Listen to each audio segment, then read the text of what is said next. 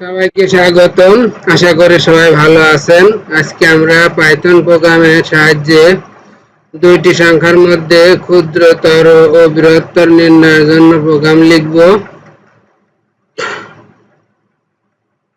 তো আমরা প্রথমে লিখব my underscore variable equal to if my underscore variable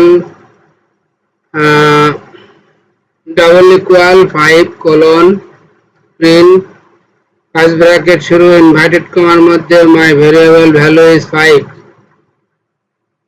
bracket close if my underscore variable double equal 4 colon print bracket শুরু inverted কমার মধ্যে লিখব my variable value is 4 bracket close if my underscore variable double equal 3 colon print bracket শুরু inverted কমার মধ্যে my variable value is 3 if my underscore variable double equal 2 colon print double inverted কমার মধ্যে my variable value is 2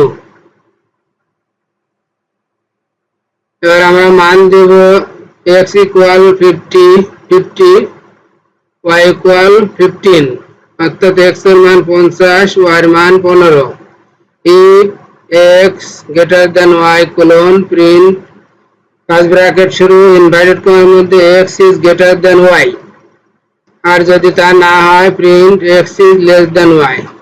এখন আমরা program run করব x is greater than y অর্থাৎ x বড় y থেকে। তাহলে এখন আমরা x এর মান কমায় দিই 10 করি, আবার প্রোগ্রাম রান করি x is less than y x ছোট y থেকে। এখন আমরা y মান আবার কমিয়ে দেখি, y মান দিই 5।